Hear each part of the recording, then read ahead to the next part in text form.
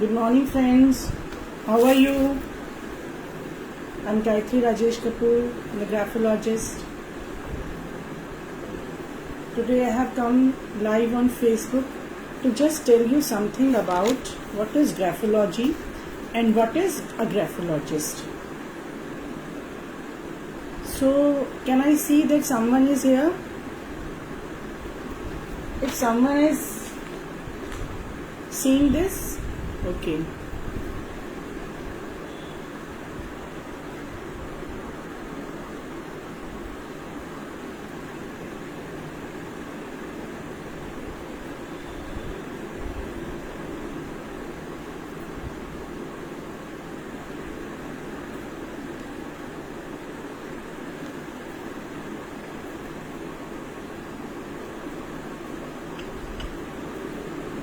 Okay.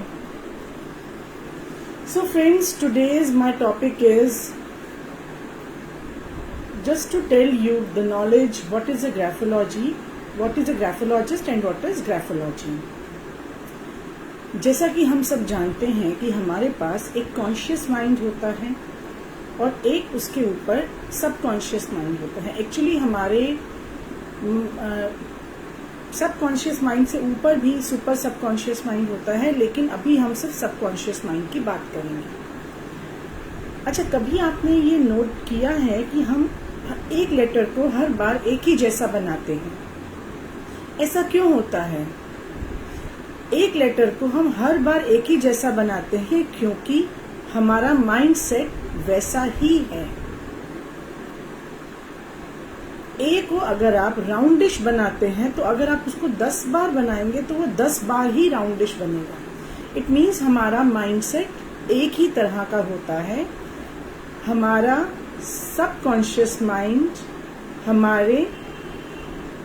Subconscious mind generate करता है electromagnetic current, और वो इलेक्ट्रोमैग्नेटिक करंट जो है वो हमारे हैंड मूवमेंट्स को गवर्न करता है. तो हमारे हैंड मूवमेंट से ही वो जो हमारे माइंड में जो माइंडसेट है हमारा, जो वो पेपर पे आता है in the shape of lines, loops, curves and dots. आप जब भी लिखते हैं यही चारों फॉर्मेशंस होते हैं, या तो लाइन होती है, या लूप होता है, या डॉट होता है, या कर्व होता है. तो इन लाइंस, लूप्स, डॉट्स और कर्व्स को हम कहते हैं ग्राफ्स, और इन ग्राफ्स की जो स्टडी करता है उसको बोलते हैं ग्राफोलॉजी. तो जैसे ये सब सिंबल्स हैं, और ग्राफोलॉजी जो है वो एक सिंबॉलिक लैंग्वेज है. हम इस बात को ऐसे समझेंगे, हमारा सबकॉन्शियस माइंड जो है वो हमेशा सिर्फ सिंबल्स की लैंग्वेज समझता है. देखिए ये सिंबल्स हैं. This is a triangle. अगर हमारा जो ट्राइंगल है वो अपवर्ड पोजीशन में जा रहा है, अगर इसका जो एंगल है वो अपवर्ड्स है, तो इसका मतलब है कि ये फायर साइन है. क्योंकि फायर जब जलती है, आग जब जलती है तो वो हमेशा ऊपर की तरफ जाती है. तो आप देखिए फायर का सिंबल भी ऐसा अपवर्ड ट्राइंगल ही होता है. ये हमारा ट्राइंगल है जो नीचे की तरफ जा रहा है, तो ये हमारा वाटर साइन है. तो क्योंकि पानी जहां से भी जाता है वो हमेशा नीचे की तरफ फ्लो करता है. दिस इज सन. सन जो है वो सिंबल है मेल एनर्जी का.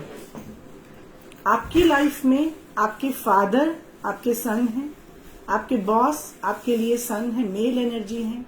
आपके मैथ्स टीचर आपके लिए मेल एनर्जी है. तो मेल एनर्जी को हम हमेशा गवर्नमेंट मेल एनर्जी है. तो इन चारों चीजों को हम हमेशा सन से रिलेट करते हैं. उसके बाद है मून. मून को हमेशा फेमिनाइन एनर्जी को डिपिक्ट करने के लिए बताया जाता है.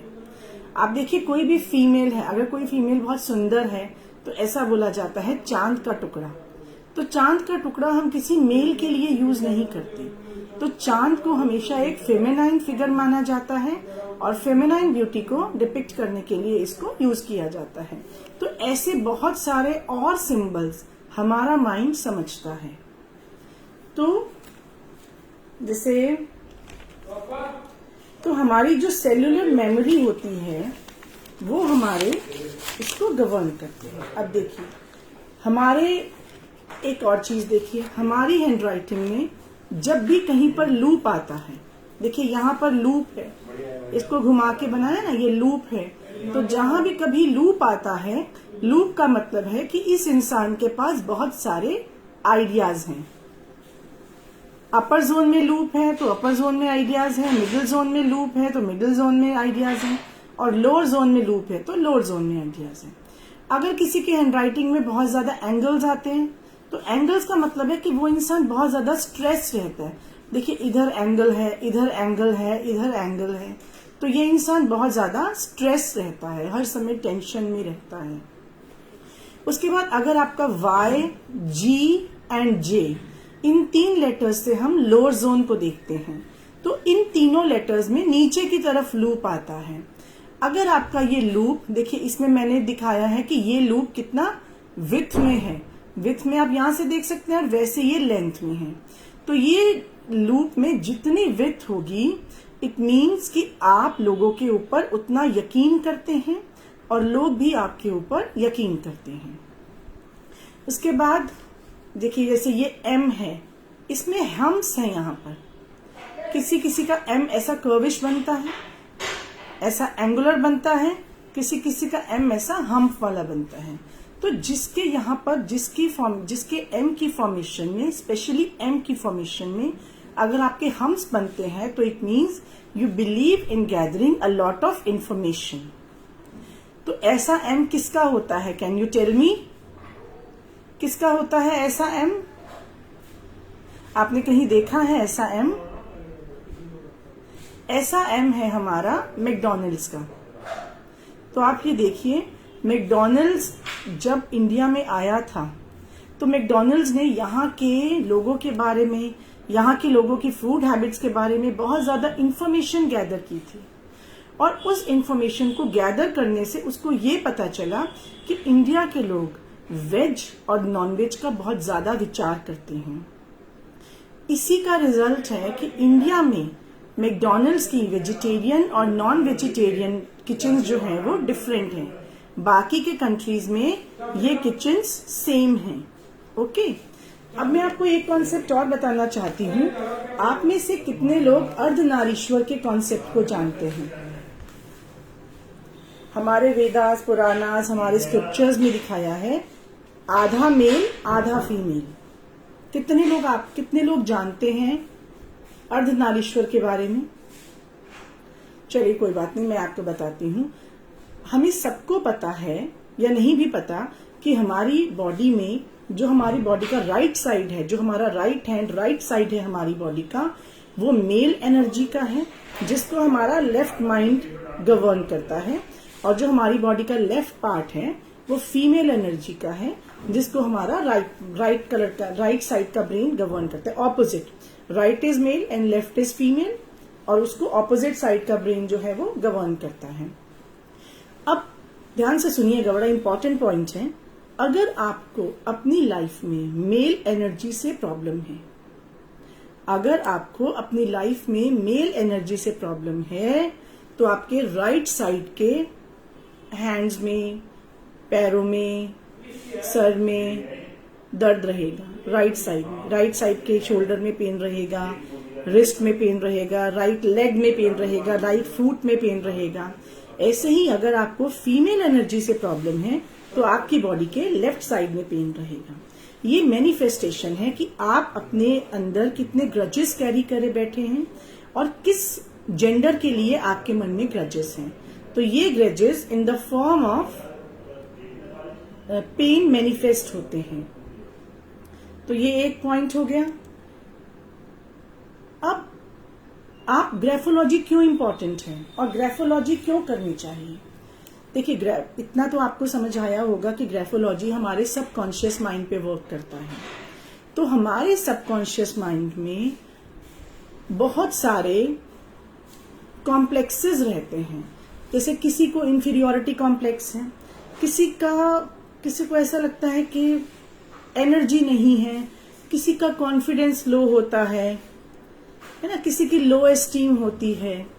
तो ऐसे लोग हैंड राइटिंग पैटर्न को चेंज करके 21 डेज, जैसे मैं अगर किसी का कंसल्टेशन करती हूँ तो मैं आपकी हैंड राइटिंग से, ये सब चीजें हम आपकी हैंड राइटिंग से, आपका माइंडसेट, आपके हेल्थ इश्यूज, आपके फाइनेंसेस, आपके रिलेशनशिप्स, ये सब हम आपकी हैंड राइटिंग से चेक कर सकते हैं। अ ग्राफोलॉजिस्ट कैन अंडरस्टैंड।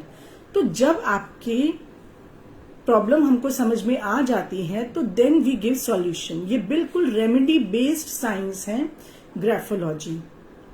जैसे एस्ट्रोलॉजी में लोग आपकी कुंडली देख के आपको उपाय बताते हैं, न्यूमरोलॉजी वालों का अपना अलग तरीका है, ऐसे ही ग्राफोलॉजी में भी हम आपको राइटिंग पैटर्न्स देते हैं डिफरेंट टाइप के, या आपके हैंड राइटिंग में जो चीजें हमें बता रही हैं कि वहां प्रॉब्लम है, हम उसको रिमूव करके सॉल्यूशंस देते हैं। वो सॉल्यूशंस हम आपको 21 या 31 डेज रेगुलर प्रैक्टिस करने के लिए देते हैं। उसमें आपको कहीं जाके मंदिर में कुछ नहीं देना, आपको कहीं जाके कुछ बहाना नहीं है, आपको अपने घर में बैठकर पेपर पे उसको प्रैक्टिस करना है, उस हैंड राइटिंग पैटर्न को। तो जब आप 31 डेज या 21 डेज तक रेगुलर 3 पेजेस, 4 पेजेस या 1 आवर तक उसकी प्रैक्टिस करते हैं तो धीरे धीरे हमारे सबकॉन्शियस माइंड में वो चेंज होने लग जाता है पैटर्न। तो अब हमारा सबकॉन्शियस माइंड का ही साइंस है हैंड राइटिंग। तो ग्राफोलॉजी के थ्रू हम उन ड्रॉबैक्स को कवर कर सकते हैं, रिकवर कर सकते हैं। जैसे मैंने अपनी लाइफ में बहुत सारे चेंजेस अपनी हैंड राइटिंग में चेंजेस लाके किए हैं। उसका साइज चेंज करके, अपने सिग्नेचर्स चेंज करके, बहुत सारी चीजें मैंने अपनी लाइफ में चेंज की हैं। तो जैसे मैंने अपनी लाइफ में चेंज किया वैसे आप भी कर सकते हैं। लो कॉन्फिडेंस मैंने अपना दूर किया है, अपने लो एस्टीम को मैंने बिल्डअप किया है, because there was nobody to help me. मेरी हेल्प करने को कोई नहीं था। तो मैं चाहती हूं कि मैं अपनी नॉलेज के हेल्प से आपकी हेल्प करूं, आपकी मदद करूं अपनी लाइफ में ग्रो करने के लिए। तो मैं आपको आज 2-3 पैटर्न्स बताती हूँ कि कैसे हम ग्राफोलॉजी जो है, ग्राफोलॉजिस्ट जो हैं, हम कैसे अंदाजा लगाते हैं कि किसी की लाइफ में क्या दिक्कत है। तो मैं आपको 2 एग्जांपल्स देना चाहूंगी इस चीज के। देखिए, दिस इज लेटर सी। यहां मैंने सिर्फ 3 फॉर्मेशंस बनाए हैं, मेरे पास 20 फॉर्मेशंस हैं इसके। अगर हम ओ को बीच में से कट कर दें तो सी बनता है। लेफ्ट हैंड साइड जो है इसका सी है। किसी भी लेटर की फॉर्मेशन के लेफ्ट हैंड साइड पे यहाँ आते हैं हम खुद, और राइट हैंड साइड पे आते हैं और लोग। लेफ्ट हैंड साइड पे हम, हमारी फैमिली, हमारी सोसाइटी, हमारा कल्चर, ये सब हमारा लेफ्ट साइड पे आता है। तो सी जो है वो हमें बताता है कि हमारे को सोशल कस्टम्स के लिए कितनी एक्सेप्टेंस हमारे अंदर है और हम कितने सोशल हैं। जैसे अगर आपके सी की डेप्थ बहुत ज्यादा है, देखिए ये सी कितना डीप है अंदर। अगर ये आपका सी ऐसा बनता है जिसकी डेप्थ बहुत ज्यादा है, तो इसका मतलब है कि हमारे सोशल कस्टम्स के प्रति आपके मन में बहुत ज्यादा सम्मान है, आप उनको परफॉर्म करते हैं और आप उनको मानते हैं। जैसे मंदिर जाना या किसी भी धार्मिक स्थल पे जाना हमारे कल्चर का हिस्सा है, तो ऐसे लोग ये रिचुअल्स परफॉर्म कर पाते हैं। उसके बाद सेकंड टाइप का सी है हमारा स्क्वीज। स्क्वीज का मतलब है, देखिए जैसे इसी सी को पकड़कर किसी ने दोनों तरफ से प्रेस कर दिया हो और इसको दबा दिया हो, तो जब भी कोई चीज स्क्वीज हो जाती है तो वो अनकंफर्टेबल हो जाती है। जिनका स्क्वीज्ड सी होता है वो लोग बहुत ज्यादा मैनिपुलेटिव होते हैं और वो बिल्कुल भी सोशल कस्टम्स को हो सकता है शो करते हो, लेकिन वो मन से नहीं मानते। They don't have any respect for our social customs and they are highly manipulative in nature. उसके बाद थर्ड टाइप का सी है हमारा, कई लोग कर्सिव में बनाते हैं सी ऐसा जो ई की तरह नजर आता है। तो जिनका सी ई की तरह नजर आता है, ये लोग, अब यहाँ पर मैंने आपको बताया कि जिस भी लेटर में लूप आ जाएगा वहां पर अलग आइडियाज होंगे उनके अपने। तो सोशल कस्टम्स को लेकर, सामाजिक जो हमारे रिचुअल्स हैं उनको लेके इनके पास अपने अलग आइडियाज होते हैं। और यहाँ पर ये कट कर रहा है, एंगल कट कर रहा है यहाँ पर, तो कटिंग का मतलब होता है डिसएग्रीमेंट। तो मतलब सोशल कस्टम्स को ये मानता भी नहीं है और इसको लेकर इसको डिसएग्रीमेंट भी है। फॉर एग्जाम्पल, जैसे हमारे कल्चर में है बड़ों के पांव छूना, छोटों को हग करना, हैंडशेक करना, तो ये इस चीज को अपोज करता है कि why to touch anyone unnecessarily, है ना। तो इस टाइप के 3 तरह के सी मैंने आपको आज बताए। एक्चुअल में बहुत सारे सी लोग बनाते हैं और उसका बहुत सारा मैनिफेस्टेशन हमारे पास रहता है। अब मैं आपको एक और लेटर के बारे में नॉलेज दे रही हूं, that is letter A. Letter A, यहां मैंने 3 तरह के लेटर ए बनाए हैं और मेरे पास वही बहुत सारी तरह के 15-20 टाइप्स के हैं ए, लेकिन यहां पर मैं आपको मेन 3 टाइप्स के ए के बारे में बताऊंगी। जिन लोगों का ए ऐसा राउंडिश बनता है, एकदम प्रॉपर फर्स्ट क्लास गोल मटोल सा ए जिनका बनता है, these people are very punctual. समय के बहुत पाबंद होते हैं ये लोग, और ये लोग अपना काम बहुत तमीज से, बहुत तहजीब से और समय पर करके रखने के पाबंद होते हैं। जैसे अगर इनको कहीं जाना है तो ये रात को ही अपनी पैकिंग कर लेते हैं, सुबह पर नहीं छोड़ते हैं। ये लोग परफेक्शनिस्ट होते हैं, हर काम प्रॉपर तरीके से होना चाहिए। ये परफेक्शन परफॉर्म करते भी हैं और परफेक्शन दूसरों से एक्सपेक्ट करते भी हैं। ये वो लोग हैं जिनको अपनी मेट्स का करा हुआ काम एकदम पसंद नहीं आता और ये उसको इंस्ट्रक्शंस देते हैं, ऐसे करो, ऐसे करो, ऐसे करो। ये वो टाइप के लोग हैं। सेकंड टाइप का ए है हमारा, जिसको हम बोलेंगे स्क्वीज्ड ए। जैसे मैंने आपको सी में बताया था कि माने किसी ने इसको पकड़ के ही दोनों तरफ से प्रेस कर दिया हो और ये स्क्वीज हो गया। तो जब भी कोई अगर कोई इंसान भी स्क्वीज हो जाता है, कहीं आप देखिए हम ट्रेन में जाते हैं, अगर हमको 2 लोगों के बीच में स्क्वीज होके बैठना पड़े तो हम भी कंफर्टेबल नहीं रहते। तो ये ए स्क्वीज्ड ए जिन लोगों का होता है, they are always on the move. ये लोग कहीं पर भी टिक कर नहीं बैठ सकते, हमेशा ये लोग कुछ ना कुछ परफॉर्म करते रहते हैं, हमेशा कुछ ना कुछ करते रहते हैं ये। और ये लोग परफॉर्मिंग आर्ट्स में बहुत अच्छे परफॉर्मर्स भी होते हैं, बहुत अच्छा परफॉर्म करते हैं, because they are always on their feet. Third type का ए है हमारा स्ट्रेच्ड ए। इसको ही किसी ने स्ट्रेच कर दिया, मतलब देखिए आप, इसकी विड्थ ज्यादा हो गई है, इसकी लेंथ कम हो गई है। तो जब कोई भी चीज स्ट्रेच हो जाती है, इसका मतलब वो लेथार्जिक हैं, वो लेजी हैं और बहुत आराम से कोई भी काम करने वाले हैं। तो ऐसे लोग 2 घंटा टीवी देख सकते हैं एक जगह पर बैठकर आराम से, बिना परेशान हुए। तो आपको समझ में आया ए का डिफरेंस। तो आज मैंने आपको 2 लेटर्स डिस्क्राइब किए हैं, first is A and second is C. ऐसे ही ऑल 26 लेटर्स का हमारे पास इवैल्यूएशन है, ऑल 26 लेटर्स का हमारे पास एनालाइज है। उसके अलावा आपके मार्जिन्स कितने हैं, उसके अलावा आपकी लाइन स्पेसिंग कैसी है, आपकी वर्ड स्पेसिंग कैसी है, आप कितना लेटर स्पेसिंग देते हैं। ग्राफोलॉजी में आपको ये सब बताया जाता है। आपका जो बेस लाइन है, आप जैसे जिस वे में आप लिखते हैं, आपकी बेस लाइन असेंडिंग जाती है या डिसेंडिंग जाती है या स्ट्रेट जाती है। आपके कनेक्शंस कैसे हैं, आप कनेक्टेड हैंडराइटिंग में लिखते हैं या डिसकनेक्टेड हैंडराइटिंग में लिखते हैं, या दोनों आपकी हैंडराइटिंग में मैनिफेस्ट होती है। ये सब चीजें हमारे ग्राफोलॉजिस्ट स्टडी करते हैं, एनालाइज करते हैं। मतलब ग्राफोलॉजी में आपकी हैंडराइटिंग के हर पहलू पर ध्यान दिया जाता है, हर पहलू को एनालाइज किया जाता है और उसको सुधारा जाता है। और ये किसी भी रेमेडी बेस्ड साइंस की तरह ही इफेक्टिव है, बहुत कारगर इसके रिजल्ट्स हैं और बहुत ज्यादा इफेक्टिव हैं। आप अपनी लाइफ में बहुत ज्यादा चेंज इसको देखकर ला सकते हैं। तो आपको आज की वीडियो कैसी लगी, ये नॉलेज आपके किसी काम की है तो बताइए, नहीं का तो सवाल ही पैदा नहीं होता। नॉलेज तो हमेशा काम की ही होती है, क्योंकि नॉलेज इज पावर। एक चीज मैं आपको और बताना चाहूंगी जाते जाते, हमें एक चीज आप करके देखिएगा, जब हमारा मूड अपसेट होता है या जब हमें बहुत गुस्सा आता है, और तीसरी कंडीशन जब हम बहुत शांत से आराम से बैठते हैं, तीनों कंडीशंस में आप कुछ पेपर पे लिख के देखिए। आप अपने आप ऑब्जर्व करेंगे तीनों कंडीशंस में आपकी हैंडराइटिंग डिफर है। जब हम गुस्से में होते हैं तो हमारी हैंडराइटिंग में एंगल्स ज्यादा आते हैं क्योंकि हम उस समय स्ट्रेस में हैं।